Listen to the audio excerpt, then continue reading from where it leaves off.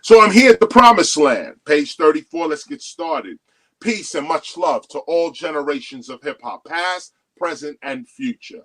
Hip hop is our word, and this word is the truth of our being. From this word, all of our words come. For it is our words that are the truth of our thoughts and intentions. Words are the fragrance of our being. Know this, words are truth's physical image.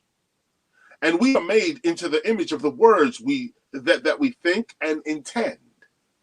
We are not just doing hip hop, we are hip hop. We are that word. And the abilities we give to that word are the abilities we give to ourselves and to our children forever. Our word is our name. Our name is our nature. And our nature is our specialized ability in physical reality. Hip hop is clearly a divine response to our particular suffering in the world. And it has been the study of this response that has revealed to us the nature of God, the love we serve. Hip hop has clearly given us all purpose. Hip hop has even made many of us rich, rich, famous, and influential. Let me read that one more time. Hip hop has clearly given us all purpose. Hip hop has even made many of us rich, famous, and influential. However, no one person can ever take full credit for the creation and artistic development of hip hop itself. It just happened. Yes, Cool DJ Hurt, Africa Bambaataa, Grandmaster Flash, Crazy Legs, and others are indeed the architects of hip hop and can even be called fathers. But there are simply too many unseen supernatural forces that assisted in hip hop's birth and development for any one person to claim exclusive credit for the creation of hip hop. Even Cool DJ Hurt, Africa Bambaataa, Grandmaster Flash, Crazy Legs, Phase 2, and others were all unaware that what they were doing in the 1970s would eventually become hip-hop in the 1980s.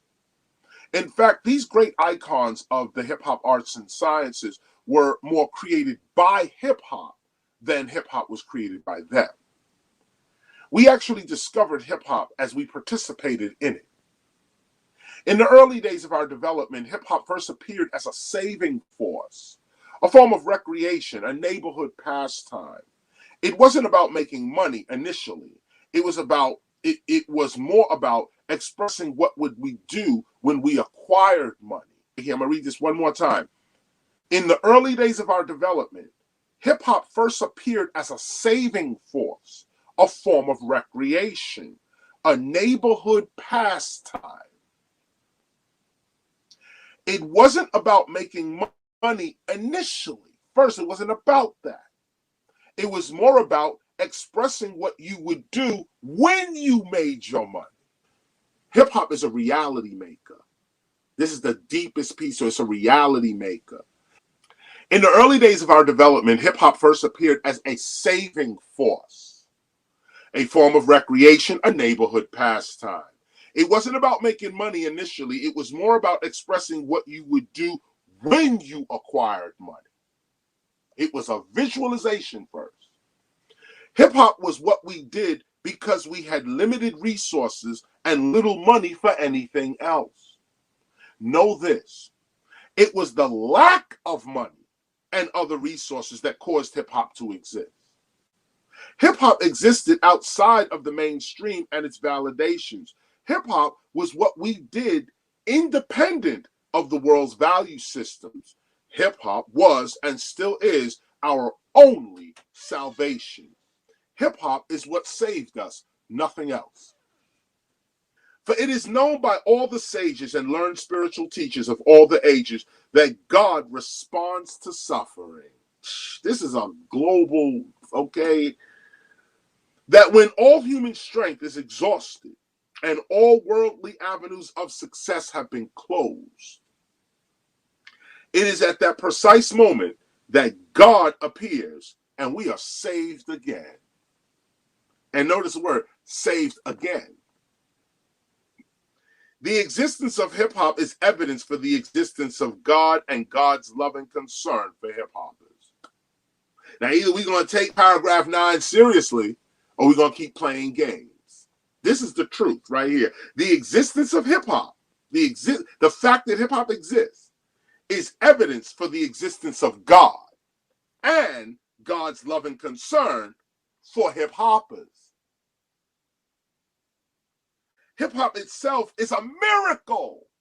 Hip hop itself is a miracle, a divine solution. No human hand can ever take full credit for the true birth and development of hip hop. This is the truth. Hip hop is God's divine activity existing amongst us today. For it was God that made us hip hop, and this is the good news. I hit you with it one more time. The existence of hip hop is evidence for the existence of God and God's loving concern for hip hoppers. Hip hop itself is a miracle, a divine solution. No human hand can ever take full credit for the true birth and development of hip hop. Hip hop is God's divine activity existing amongst us today. For it was God that made us hip hoppers, and this is the good news. It was God that inspired Cool DJ Herc. It was God that inspired Africa Bambaataa. It was God that inspired Crazy Legs. It was God that inspired Phase 2, Takey 183, and Cornbread. It was God that inspired Grandmaster Flash, Grand Wizard Theodore, as well as the Furious Five. It was God that inspired Run DMC and Jam Master Jay. It was God that inspired LL Cool J, Dougie Fresh, Salt and Pepper, MC Light, Public Enemy, Poor Righteous Teachers, Niggas with Attitude, MC Hammer, and so on and so on and so on. And this is the good news. Through hip hop, God has opened to us a new way toward union with the divine. That you need to ponder for a minute. I had to think about that for about 10 years. No, straight up. This line right here, the revelation of it. This is the good news.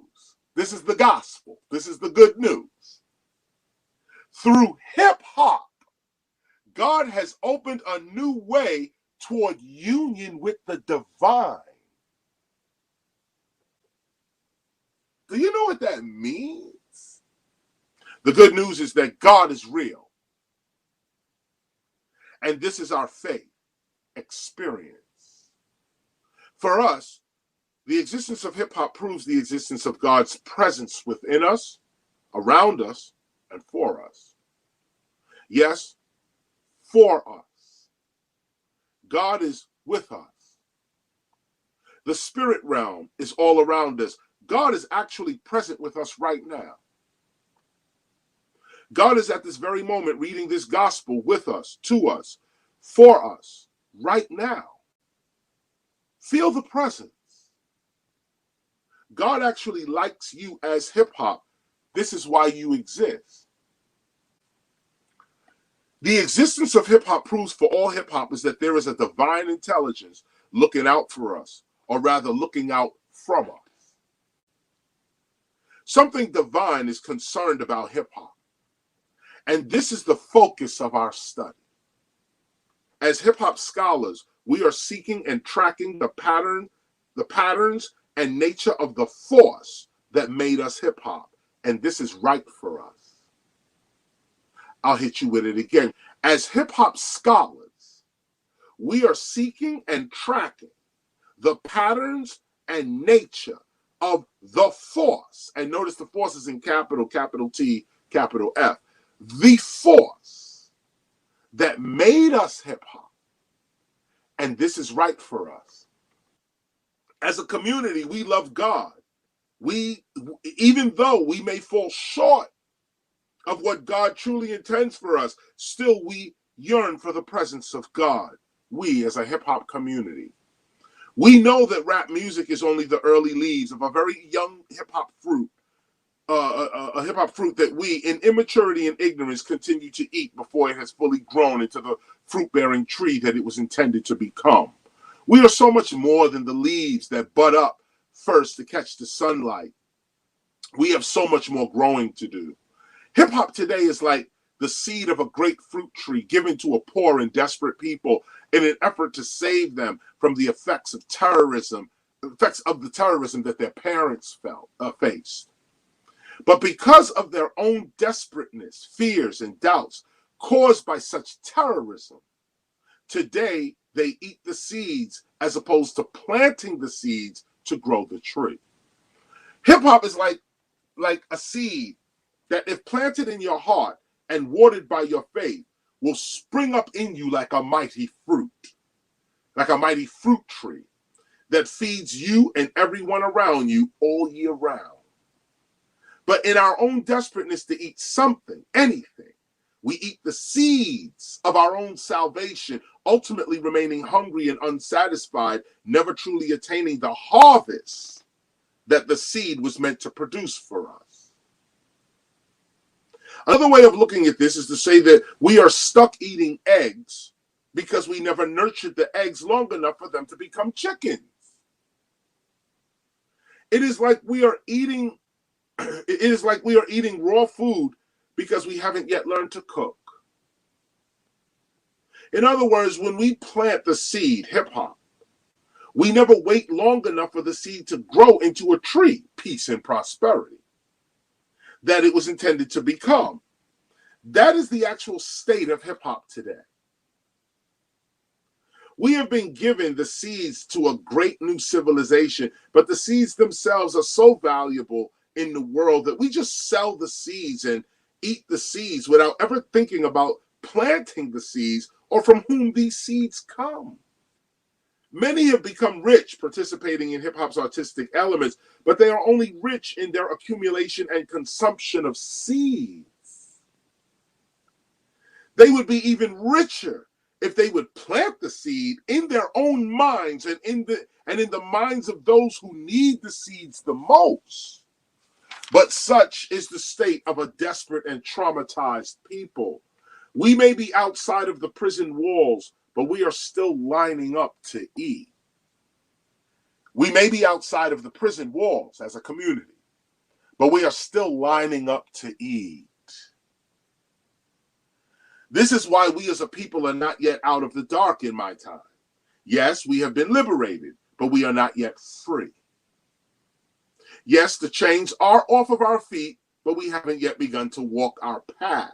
Yes, the chains are off of our hands, but we haven't begun to reach or grasp for those things necessary to our healing and growth. Yes, today the chains are off of our minds, but we still have not begun to actually think for ourselves. Yes, think for ourselves. We have the hip, the awareness of hip hop, but as a group, we have not yet attained the actual hop, the movement of hip hop. We think like hip hoppers, but we do not yet move like hip hoppers. We are aware of ourselves as a specific social group, but we are not simply moving, but we are simply not moving collectively as the group we perceive ourselves as. This is why the Temple of Hip Hop exists. Such a movement requires mass motivation caused by mass inspiration. This type of inspiration is deliberately caused by those who are the caretakers of the culture they seek to expand. They are the physical embodiment of what they teach. Others can perform the artistic elements of hip hop. This is good and highly respected. But if those same performers have no clear idea as to why they perform, then longevity, even as a performer, is out of their reach. Hip hop is so young in my time that we haven't yet produced authentically committed, serious cultural caretakers. And again, this is why our temple for hip hop exists.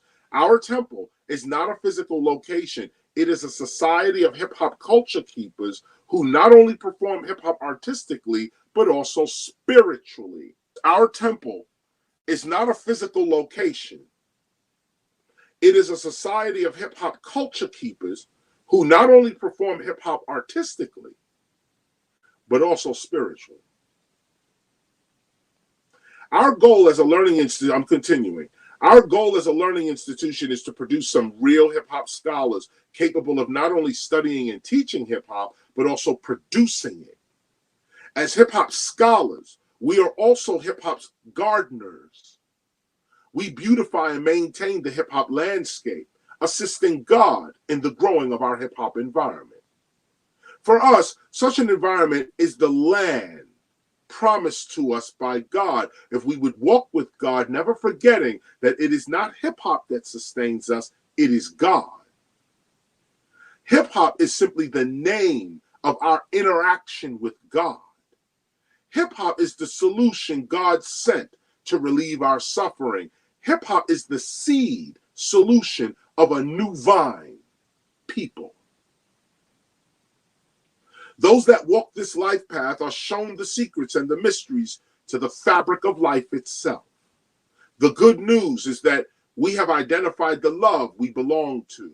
And as hip hop scholars, we are encouraged to seek and document the nature and patterns of this love, which continues to guide us, protect us, and teach us. As hip hop scholars, our study of the love begins at August 28th, 1963, when our king, the true king, Dr. Martin Luther King Jr. stood before the world in Washington, D.C. and stated, now, pause here for a minute because what I'm going to read now is the I Have a Dream speech. Here's the speech, quote, I am happy to join with you today in what will go down in history as the greatest demonstration for the freedom of for the greatest demonstration for freedom in the history of our nation. The underlying parts are the parts of the speech that pertain to hip hop. I am happy to join with you today in what will go down in history as the greatest demonstration for freedom in the history of our nation. I am happy to join with you today in what will go down in history as the greatest demonstration for freedom in the history of our nation. 5 years ago, a great American in whose symbolic shadow we stand today, that was Abraham Lincoln, signed the Emancipation Proclamation. This momentous decree came as a great beacon of light, came as a great beacon light of hope to millions of Negro slaves who had been seared in the flames of withering injustice. It came as a joyous daybreak to end the long wait of their captivity. But 100 years later, the Negro is still not free. 100 years later, the life of the Negro is still sadly crippled by the manacles of segregation and the chains of discrimination. Here's an underlined piece. 100 years later, the Negro lives on a lonely island of poverty in the midst of a vast ocean of material prosperity, and the underline. 100 years later, the Negro is still languished in the corners of American society and finds himself in, quote, exile in his own land. These were underlined that exile in his own land. So we've come here today to dramatize a shameful condition. In a sense, we've come to our nation's capital to cash a check. When the architects of our republic wrote the magnificent words of the Constitution and the Declaration of Independence, they were signing a promissory note to which every American was to fall heir. Underline, this note was the promise that all men, yes, black men as well as white men, would be guaranteed the unalienable right of life, liberty, and the pursuit of happiness, and the underline. It is obvious today that America has defaulted on this promissory note insofar as her citizens of color are concerned. Instead of honoring this sacred obligation, America has given the Negro people a bad check, a check which has come back marked insufficient funds. We refuse to believe that there are insufficient funds in the great vaults of opportunity of this nation, underline. And so we've come to cash this check, a check that will give us upon demand the riches of freedom and the security of justice.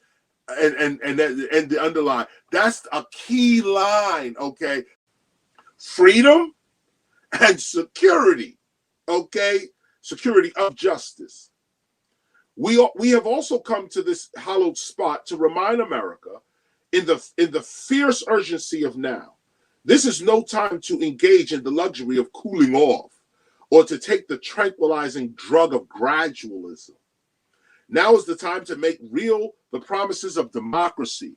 Now is the time to rise from the dark and desolate valley of segregation to the sunlit path of racial justice. Now is the time to lift our nation from the quicksands of racial injustice to the solid rock of brotherhood. Now is the time to make justice a reality for all God's children. It would be fatal for the nation to overlook the urgency of the moment. This sweltering summer of the Negroes' legitimate discontent will not pass until there is an invigorating autumn of freedom and equality. Underline, 1963 is not an end, but a beginning. And the underline. This is the I Have a Dream speech I'm reading right now. And this is another one of these underlines, very important to hip hop. 1963 is not an end, but a beginning. And those who hope that the Negro needed to blow off some steam and will now be content will have a rude awakening if the nation returns to business as usual. Okay. There will be neither rest nor tranquility in America until the Negro is granted his citizenship rights. The whirlwinds of revolt will continue to shake the foundations of our nation until the bright day of justice emerges. But there is something that I must say to my people who stand on the warm threshold which leads into the palace of justice. In the process of gaining, underline, in the process of gaining our rightful place, we must not be guilty of wrongful deeds. Big underline on that. Interesting. This part right here. In the process of gaining our rightful place, we must not be guilty of wrongful deeds. In the process of gaining our rightful place, we must not be guilty of wrongful deeds. Let us not seek to satisfy our thirst for freedom by drinking from the cup of bitterness and hatred. Underline, we must forever conduct our struggle on the high plane of dignity and discipline. And the underline. Those are already underlined. We must not allow our creative protest to degenerate into physical violence. We must forever conduct our struggle on the high plane of dignity and discipline. We must not allow our creative protest to degenerate into physical violence. Again and again, we must rise to the majestic heights, meeting meeting physical force with soul force. Dr. King lays it right out. We must conduct our struggle on a high plane of dignity and discipline. We must rise to the majestic heights of meeting physical force with soul force. We must not allow our creative protests to degenerate into physical violence. Again and again, we must rise to the majestic heights of meeting physical force with soul force. The marvelous new militancy, which has engulfed the Negro community, must not lead us to a distrust of all white people. For many of our white brothers, as evidenced by their presence here today, have come to realize that their destiny is tied up with our destiny. And they have come to realize that their freedom is inextricably bound to our freedom. This offense we share, mounted to storms the battlements of injustice, must be carried forth by a biracial army. We cannot walk alone. This is paragraph 43. Paragraph 43 is underlined. The whole paragraph is underlined. I'll read it again. This offensive we share, mounted to storm the battlements of injustice, must be carried forth by a biracial army. We cannot walk alone. And as we walk, we must make the pledge that we shall always march ahead. We cannot turn back. That was Kwame Ture. Forward ever, backwards never. There are those who are asking the devotees of civil rights, when will you be satisfied? Now here's where the prophecies start flowing out of his mouth. Underline. We can never be satisfied as long as the Negro is the victim of the unspeakable horrors of police brutality, period. I'm going to read that to you one more time. 1963, August 28th. Just in case you think that police brutality started with the iPhone, or with Rodney King. This is 63. Let me read this to you one more time. It's the I Have a Dream speech. We can never be satisfied as long as the Negro, people like me, is the victim of the unspeakable horrors of police brutality. Okay? We can never be satisfied as long as our bodies, heavy with fatigue of travel, cannot gain lodging in the motels of the highway and the hotels of the city. That's still going on today. We can never be satisfied as long as our bodies, heavy with fatigue of travel, cannot gain lodging in the motels of the highway and the hotels of the city. We cannot be satisfied as long as the Negro's basic mobility is from a smaller ghetto to a larger one. We cannot be satisfied as long as the Negro's basic mobility is from a smaller ghetto to a larger one. We can never be satisfied as long as our children are stripped of their selfhood and robbed of their dignity by signs stating for whites only. This is underlined. We cannot be satisfied as long as a Negro in Mississippi cannot vote and a Negro in New York believes he has nothing for which to vote. Underline. We cannot be satisfied as long as a Negro in Mississippi cannot vote and a Negro in New York believes he has nothing for which to vote. No, we are not satisfied until justice rolls down like waters and righteousness like a mighty stream. I am not unmindful that some of you come here out of excessive trials and tribulations. And here we go again, okay?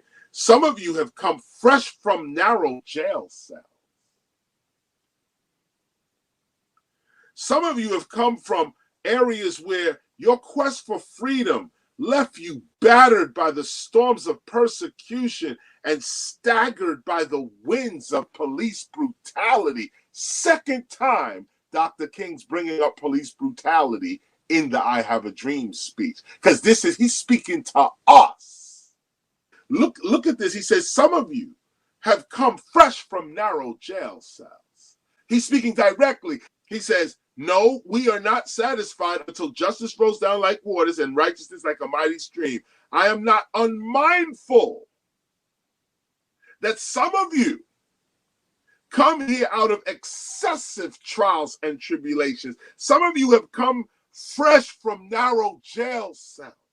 Some of you have come from areas where your quest for freedom left you battered by the storms of persecution and staggered by the winds of police brutality just because you want freedom.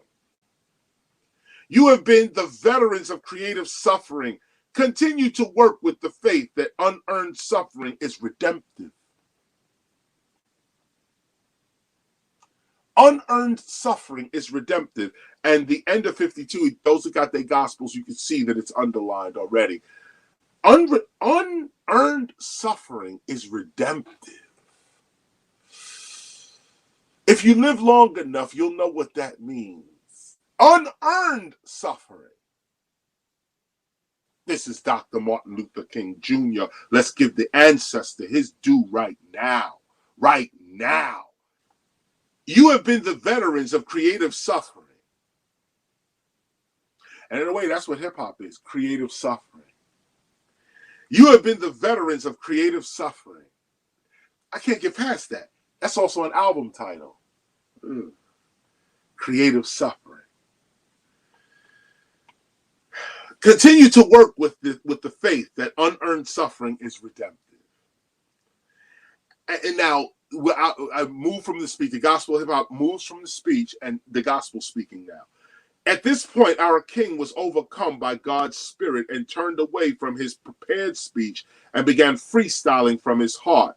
As author Drew D. Hansen points out in his book, The Dream, Martin Luther King Jr. and the Speech That Inspired a Nation.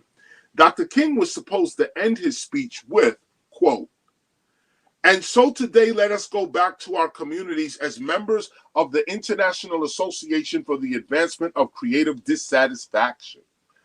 Let us go back and work with all the strength we can to muster a strong, let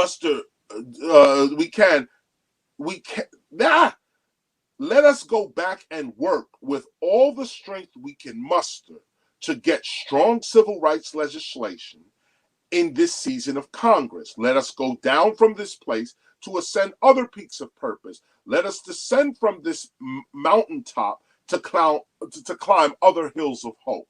End quote. But he did not say this part of his written speech publicly. As Mr. Hanson points out, prophetess gospel singer Mahalia Jackson urged him on, Dr. King on, saying, quote, "Tell us about the dream, Martin," end quote. And the king began speaking from his heart, unscripted and unrehearsed. Quote, "Go back to Mississippi, go back to Alabama, go back to South Carolina, go back to Georgia, go back to Louisiana, go back to the slums and ghettos of northern cities, knowing that somehow this situation can and will be changed." Underlined. Let us not wallow in the valley of despair. The prophetess called out to him again, saying, "Tell him about the dream, Martin." And the king continued, because remember, Dr. Martin Luther King had given the "I Have a Dream" speech to like 3 other churches prior. This was like his spew, and he was giving it for like a couple of weeks before all of this. So he's basically given a speech that a lot of people in the audience already heard, one of which was Mahalia Jackson, a famous gospel singer. So she kept saying to him, "Tell him about the dream." He wasn't even going to say it. He had a prepared speech. He wasn't talking about no dreams. Mahalia Jackson urged him on, and this is what happened. Quote, now he's freestyling again. "So I say to you, my friends, that even though we must face the difficulties of today and tomorrow, I still have a dream. It is a dream deeply rooted in the American dream that one day this nation shall rise up and live out the true meaning of its creed. We hold these truths to be self-evident, that all men are created equal." Underline. "I have a dream that one day on the red hills of Georgia, sons of former slaves and sons of former slave owners will be able to sit down together at the table of brotherhood." And the underline. That is a prophecy right there. Right there. That's the prophecy fulfilled. Hip hop fulfills it. In fact, Georgia fulfilled it. So let's continue. That line, but 58 is just so powerful because we're living in the prophecy right now. "I have a dream that one day even the state of Mississippi, a state sweltering with the heat of injustice, sweltering with the heat of oppression, will be transformed into an oasis of freedom and justice." Here, Dr. King is telling you, speaking the word right there. This is going to happen. This is going to happen. This is going to change. This is going to change. And he's speaking with the Christ in him, speaking with the Mahdi in him, speaking with the Buddha, with the cosmic consciousness in him. He's speaking the future. This is an early trait of hip hop. Not being in the situation, but rhyming about it, speaking to it, and having the conviction that you know it's coming true. I know it's coming true. "I have a dream that my 4 little girls will one day live in a nation where they will not be judged by the color of their skin, but by the content of their character. I have a dream today. I have a dream that one day down in Alabama, with its vicious racists, with its governor having his lips dripping with the words of interposition and nullification, that one day, right there in Alabama, little black boys and little black girls will be able to join hands with little white boys and little white girls as sisters and brothers. I have a dream today." Oh, you're not hearing it. "I have a dream that every valley shall be exalted, every hill and mountain shall be made low, the rough places shall be made plain, and the crooked places shall be made straight, and the glory of the Lord shall be revealed to all flesh. It will be revealed, and all flesh shall see it together." The glory of the Lord will be revealed, and all flesh shall see it together. On paragraph 63. This is our hope. Underline. This is the faith. This is the faith that I go back to the South with this faith. Underline. We will be able to hew out of the mountain of despair a stone of hope. With this faith, we will be able to transform the jangling discords of our nation into a beautiful symphony of brotherhood. The king then returned to his written speech. It's the written speech. With this faith, we will be able to work together, to pray together, to struggle together, to go to jail together, to stand up for freedom together, knowing that we will be free one day. But the cheering crowd, this is now, end quote, now the gospel. But the cheering crowd and the overwhelming spirit of God led our king away from his prepared text again and back to his freestyle. The king continued. This will be the day when all of God's children will be able to sing with new meaning. My country, 'tis of thee, sweet land of liberty, of thee I sing. Land where my fathers died, land of the pilgrim's pride. From every mountainside, let freedom ring. And if America is to be a great nation, this must become true. So let freedom ring from the prodigious hilltops of New Hampshire. Let freedom ring from the mighty mountains of New York. Let freedom ring from the heightened Alleghenies of Pennsylvania. Let freedom ring from the snow-capped Rockies of Colorado. Let freedom ring from the curvaceous slopes of California.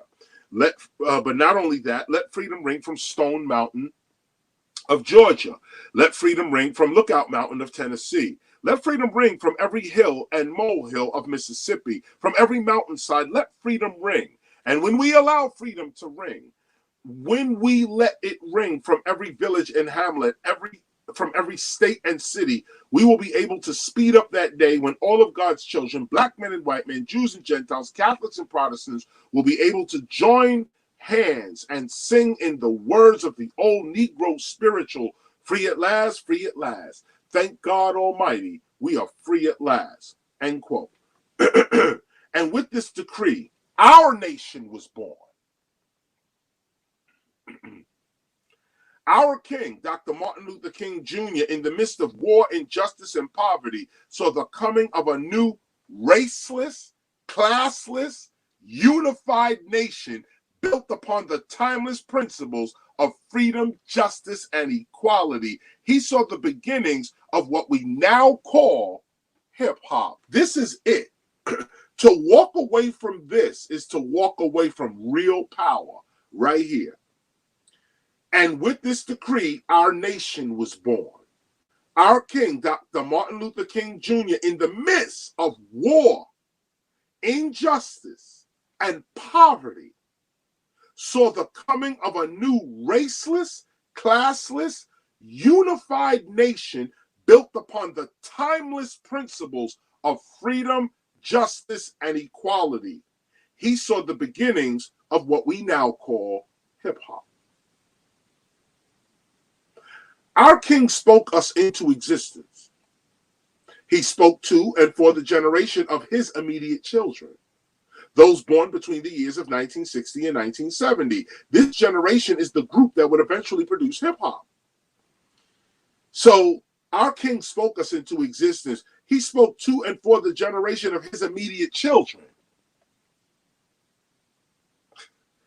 those born between the years 1960 and 1970.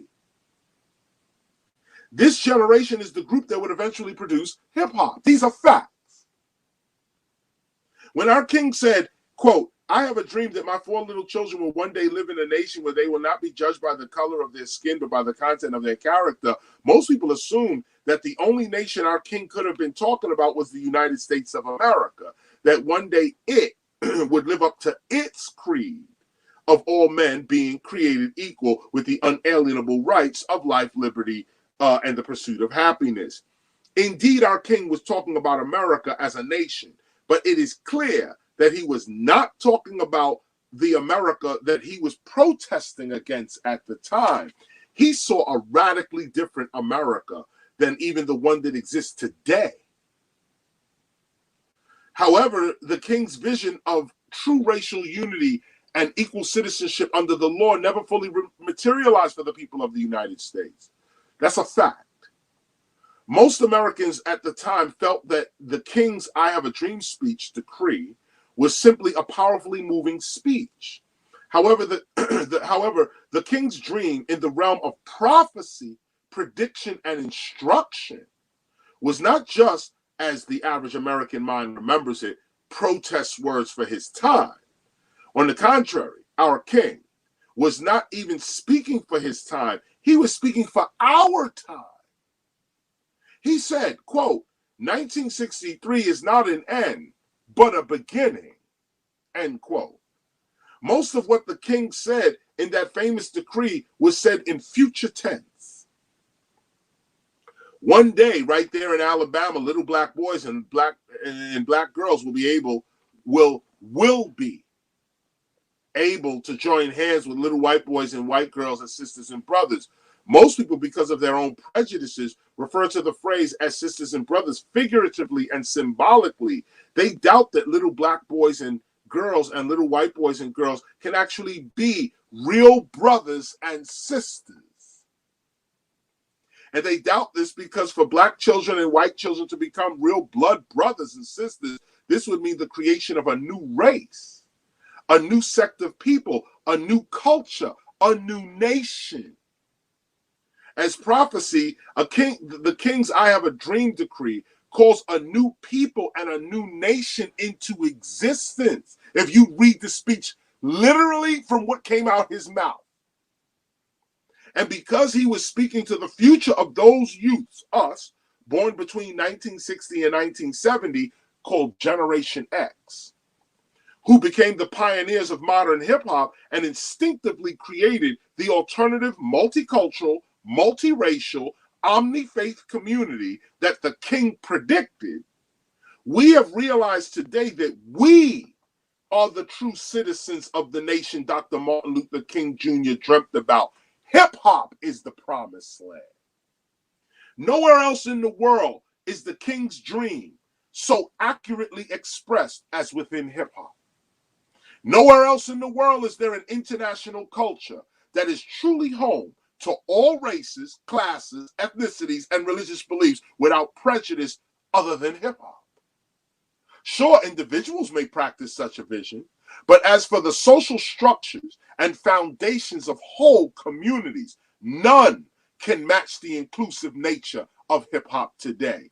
Even the African American community itself has not risen to the character and vision of Dr. Martin Luther King Jr.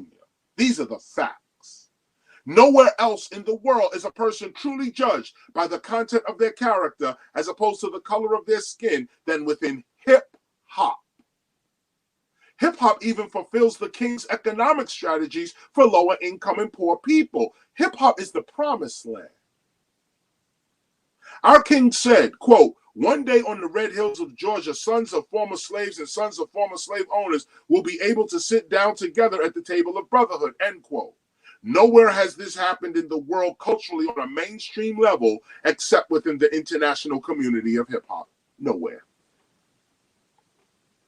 In fact, nowhere in the world could this type of unity happen because our king was specific to the historical relationship between Africans and Europeans in America. So he's being specific here. Now, if we wanted to dig even deeper into this, as pimped out, thugged out, materialistic, and drugged out as we may appear to be today, hip-hop. Hip-hop is still not a racist culture. Call us whatever you like. But we ain't racist. Our existence as a hip-hop community literally fulfills the prophecy of our king spiritually and historically. Hip-hop is the freedom spoken of by the king. Within our hip-hop community, a person gains money, power, and respect through a display of high skill in one or more of hip-hop's unique artistic elements. Here, you are truly judged by the content of your character, your attributes, your principles, your abilities, your reputation, who you choose, who you associate with, not by your race or ethnic origin or financial status. Real hip-hop is beyond all of that. Hip-hop is the promised land. When we look closely at the king's dream, We see too many so-called coincidences and symbols that directly relate to hip hop and its real development in the world, like Barack Obama becoming the 44th president of the United States, approximately 40 years from the assassination of our king, approximately, where he predicted that, quote, we as a people will get to the promised land, end quote. This we cannot ignore, especially when organizations like the National Association for the Advancement of Colored People, NAACP, started approximately 100 years ago, 1909-2009, after a race riot in Illinois. We refuse to passively accept the dream of our king as just a dream. We can see ourselves within the king's dream in real life. We can clearly see the king prophetically outlining the mystical path of hip-hop freedom in his dream, years before we began to actually travel such a path. And that's how God works too. When we were very young, the king stated, so let freedom ring from the prodigious hilltops of New Hampshire. Let freedom ring from the mighty mountains of New York. Let freedom ring from the heightened Alleghenies of Pennsylvania. Let freedom ring from the snow-capped Rockies of Colorado. Let freedom ring from the curvaceous slopes of California. But not only that, let freedom ring from Stone Mountain, Georgia. Let freedom ring from Lookout Mountain of Tennessee. Let freedom ring from every hill and molehill of Mississippi. From every mountainside, let freedom ring. End quote. Here we can see how the king has laid out the symbolic path that hip-hop was to follow years later. First, we have New Hampshire, which is located in the state of Vermont, which is above New York State geographically. If you look at any map of the United States, you will see Vermont in the upper northeastern corner of the country. With this, we can see the flow of hip-hop's creative spirit starting from the northeastern region of the United States, moving downward toward New York. We can even track the spirit of hip-hop as far north as Africville in Nova Scotia, Canada. It goes straight up to there. Symbolically, as well as literally, the spirit of hip-hop comes from above, from on high, from mountainous regions. We know today that modern hip-hop got its artistic start on the East Coast of the United States. And the East has always symbolized spiritual awakening, wisdom, and light, even birth. But the North signifies the top, on high, above, the realm where both curses and blessings come. Hip-hop beginning in the northeastern region of the United States has huge spiritual, cultural, and historical significance, especially when it comes to Caribbean people, the history of the Maroons, and the establishment of Africville in Nova Scotia, Canada. Our king saw hip-hop symbolically coming from above, New Hampshire, in the 1960s. His very next line takes the creative spirit of hip-hop into New York in the 1970s. The king stated, let freedom ring from the mighty mountains of New York. New York is where hip-hop began culturally in the 1970s. This is where hip-hop got its artistic start. We can see the creative spirit of hip-hop symbolically entering New York because we know in real life, this is what actually happened. In fact, right after hip-hop establishes itself in New York, our king states, let freedom ring from the heightened Alleghenies of Pennsylvania. And we know that the spirit of hip-hop left New York and went into the city of Philadelphia in the state of Pennsylvania during the 1980s. Philadelphia was the very next place the spirit of hip-hop went after its time in New York. After Pennsylvania, the spirit of hip-hop went over to the West Coast of the United States in the 1990s. Our king stated, let freedom ring from the snow-capped Rockies of Colorado. And again, we can see the spirit of hip-hop coming down from mountainous regions into well-populated urban areas.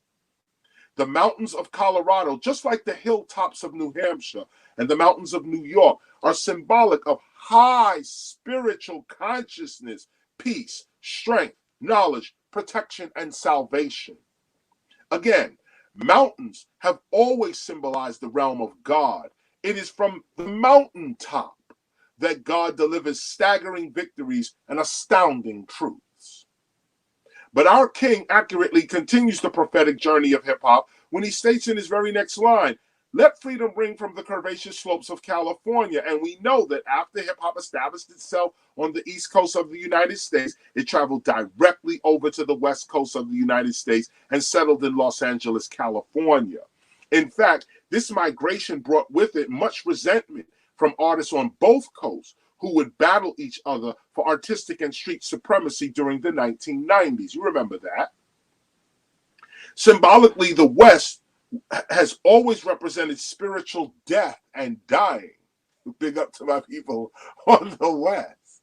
This is spiritual symbolism, though. Dying, it is where the sun, spiritual light, rests and darkness begins to take over. It is not the people of the West that symbolize death and dying. It is the symbolism of the sun setting in the West and darkness following that gives the West this ancient symbolism. But as we know in real life, this is what actually happened. In hip-hop's early days on the East Coast, hip-hop produced both gangsters as well as revolutionaries. But the mainstream emphasis was placed upon its revolutionaries and overcoming the injustices of the United States. Hip-hop was conscious of itself in the 1980s on the East Coast of the United States. However, when hip-hop entered the West in the 1990s, its priorities and public image began to change. Hip-hop went from being socially conscious to being about everything the world offered materially. Even artists from the East Coast joined in on the seeming success of West Coast hip-hop. And remember, hip-hop on the West Coast of the United States produced some of the greatest hip-hop revolutionaries of that time. But the mainstream emphasis of that time was placed upon hip-hop's West Coast gangsters, not hip-hop's East or West Coast revolutionaries. But our king saw even further when he stated in his very next line, quote, "But not only that, let freedom ring from Stone Mountain of Georgia," end quote. And we know that when hip-hop left California in the 2000s, it went to the south of the United States. In fact, as our king predicted, hip-hop went into Georgia, into Atlanta, Georgia, where the king was born. And we can see here the reference to the mountain again. Our king stated, "Let freedom ring from Lookout Mountain of Tennessee," which again is just above Atlanta, geographically symbolizing the need for hip-hop's people during this time to raise their consciousness from criminal-minded to spiritual-minded. And then our king states, quote, "Let freedom ring from every hill and molehill of Mississippi," end quote. And we know that right now, in our time, the spirit of hip-hop is flourishing in southern regions of the United States. That was in 2009. I'm going to read 113 again. Right. 113 again. Let's take a look at that. Our king stated, quote, "Let freedom ring from Lookout Mountain of Tennessee," which again is just above Atlanta, geographically symbolizing the need for hip-hop's people during this time to raise their consciousness from criminal-minded to spiritual-minded. And then our king states, "Let freedom ring from every hill and molehill of Mississippi." And we know that right now, in our time, the spirit of hip-hop is flourishing in the southern regions of the United States. The South symbolizes foundation and fire. Change coming from the South means change coming from below to the top, from the streets to the institutions, from the people to its government.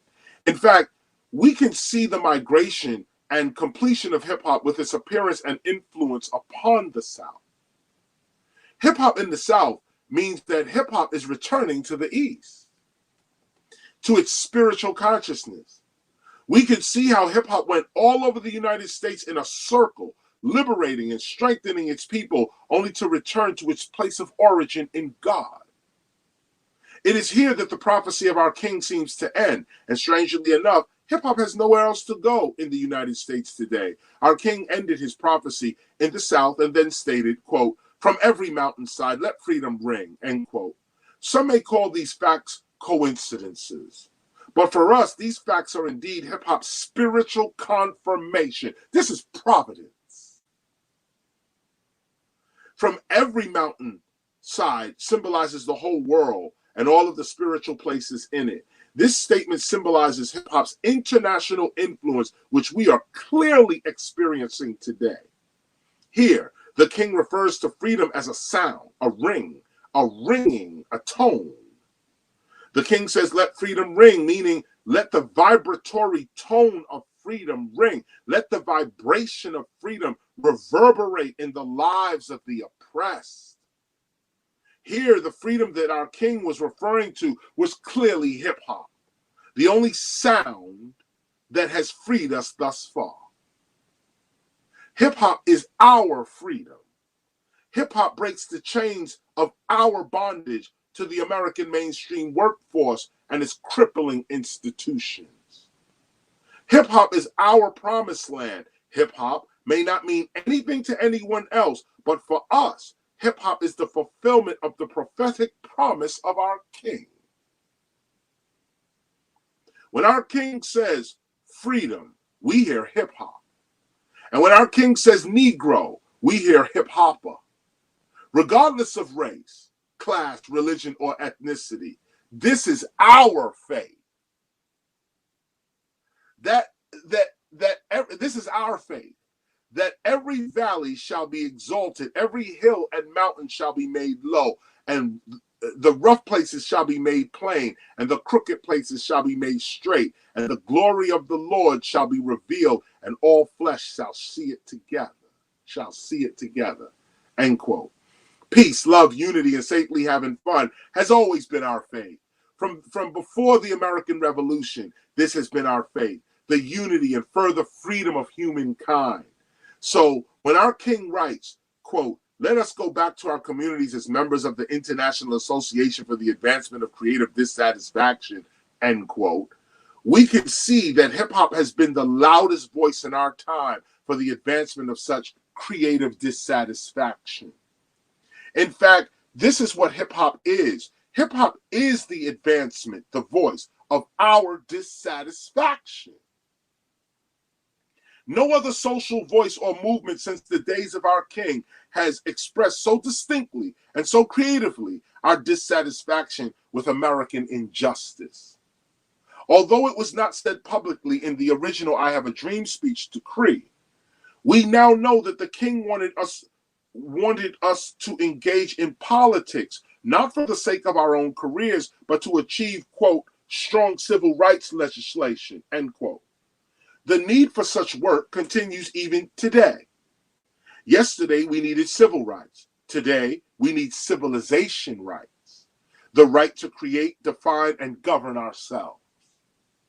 The king stated, quote, let us go back and work with all the strength we can muster to get strong civil rights legislation in this session of Congress, end quote. This is a call to be proactive in politics toward nation building. But then the king stated, quote, let us go down from this place and ascend to other peaks of purpose, end quote.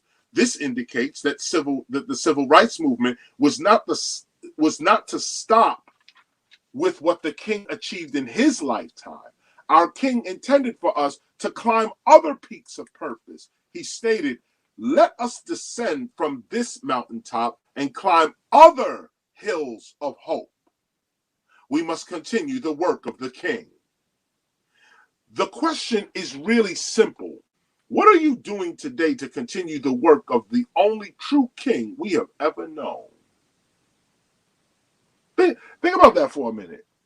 The only true king we have ever, in our lifetime, we have ever known was Dr. Martin Luther King Jr. What are you doing to continue the king's work? And this is the challenge right here. It is not that we are without leadership. It is more the fact that we don't respect the leadership we have. And as a result, we delay our own salvation and freedom as a people. This is the problem right here. Everyone claims to respect Dr. Martin Luther King Jr., but really that's because he's dead. Many respect the king's death, but not his life. Subconsciously, they respect the assassin's death work over the king's life work. It's time to ask yourself, am I a citizen of the nation Dr. Martin Luther King Jr. spoke of in his I Have a Dream decree? Everyone is not a citizen of the King's dream. When our King walked the earth, he had very little support from the very people he was trying to help. In fact, many ridiculed him and even betrayed the King's strategies toward freedom, justice, and equality. Everyone did not agree with our King when he walked the earth. Everyone did not love our King, protect our King, and serve our King when he walked the earth. Let's keep that real too. Everyone did not enter the King's dream nation, and as a result, many delayed their own salvation and freedom. This is why we are where we are today, socially, politically, economically, and spiritually. It seems that we keep ignoring the truth and disregarding the warnings of our own prophets. We are doing the same things today that our parents did yesterday. We are killing prophets and ignoring truth. For everyone who claims to love freedom and justice and nonviolent conflict resolution, the question is really simple. What are you doing today, right now, to bring such conditions into material reality?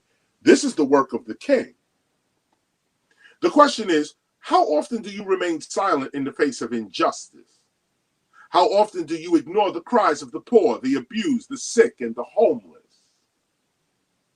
Are you one of those people who hide behind the statement, "I'm just doing my job," even though your job contributes to the suffering of others? Our King spoke to all of this, and the citizens of the nation that he saw are those people courageous enough to continue his work toward freedom, justice, and equality for all today. Our King saw a raceless, classless, spiritual community that would hasten the day of peace and human unity.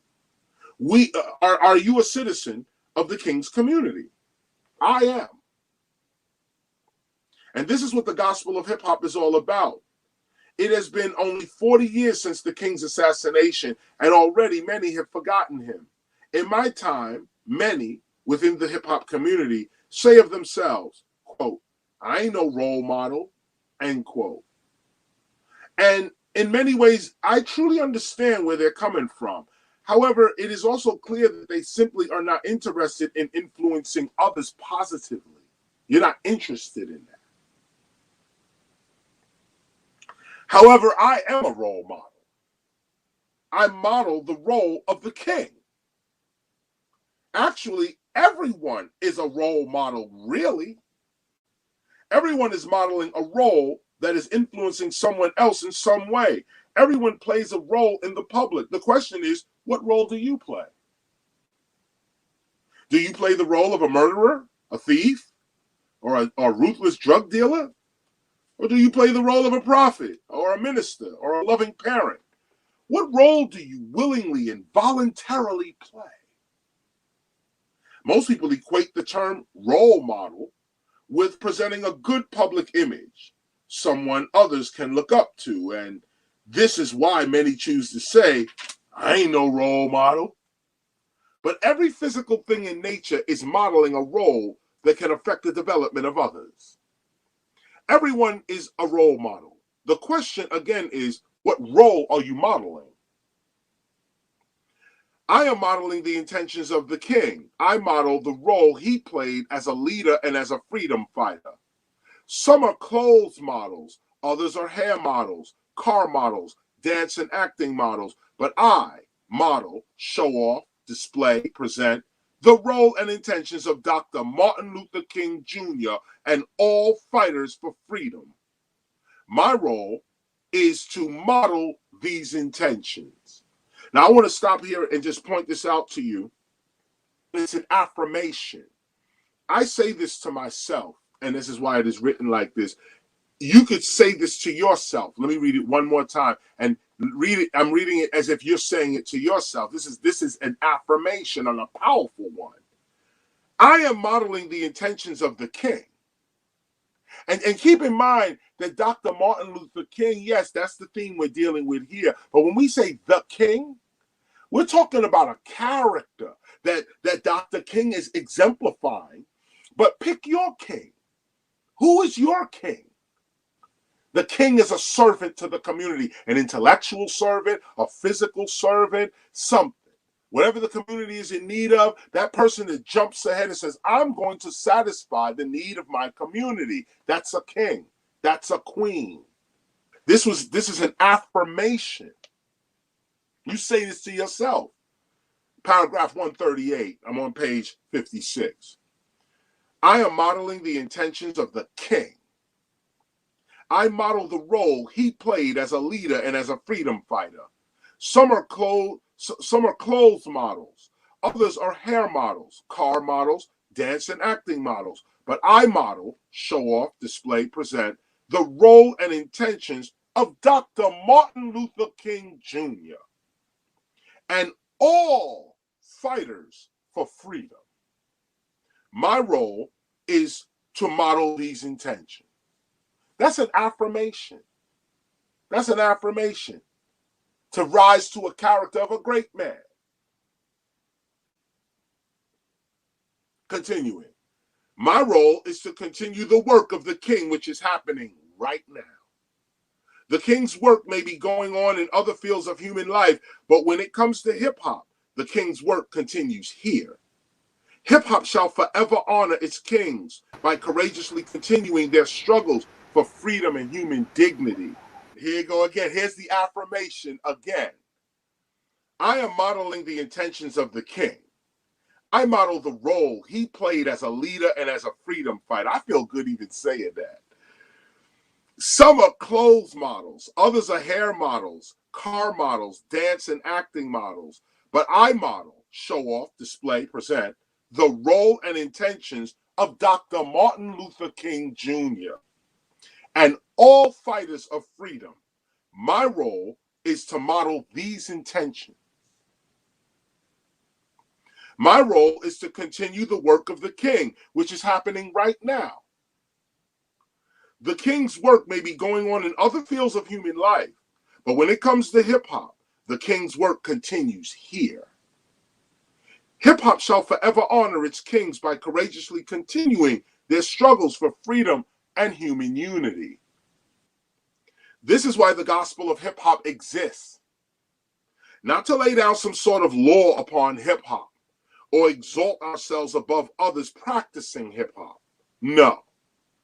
Our aim here is to offer our unique community a matching spirituality and lifestyle capable of producing real peace and real prosperity. Our gospel is not for everyone. It is for those hip hoppers who are serious about either the spiritual life or hip hop's preservation. This gospel is for the seriously committed hip hop scholar who has not forgotten the words of the king. This is why the gospel of hip hop exists. Not to lay down some sort of law upon hip hop or exalt ourselves above others practicing hip hop. Let's get that clear. No. Our aim here is to offer our unique community a matching spirituality and lifestyle capable of producing real peace and real prosperity. Our gospel is not for everyone. It is for those hip hoppers who are serious about either the spiritual life or hip hop's preservation. This is what we're dealing with. Either you with the spiritual life or hip hop's preservation.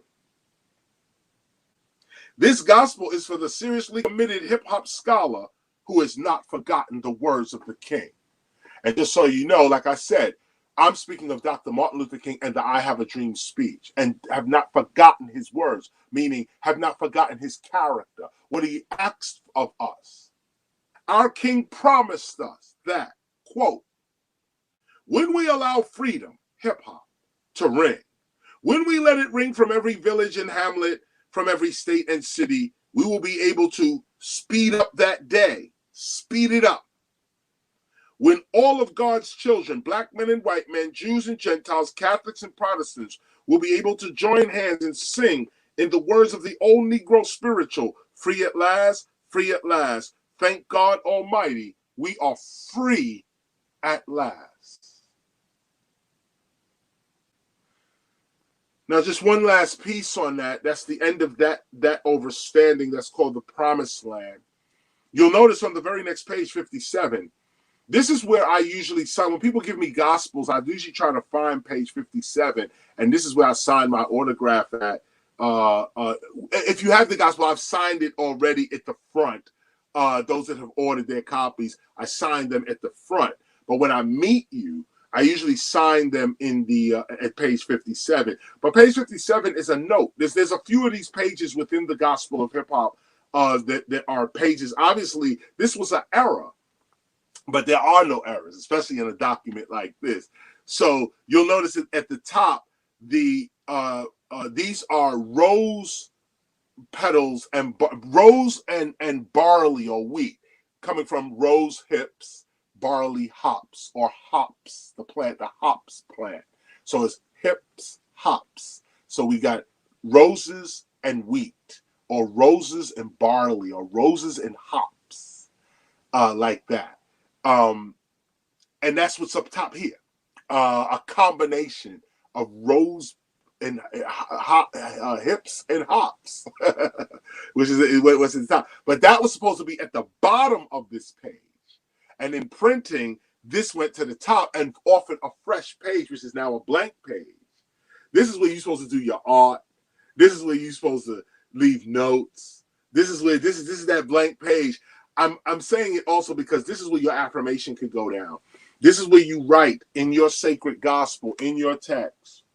So you put your affirmation in there. It's a powerful affirmation. Where do you want to be in a month? Where do you give it 30 days? Give it 30, 90, 60. Do it in those terms. 30 days, 60 days, 90 days, 120 days. Give yourself time to earn a realistic goal. Put it in the gospel. Write it down. I am and what? Even down to I am courageous. I am beautiful. I am smart. Whatever it is that you want to add to yourself. I am rich. If you want to put that in the gospel, put it in.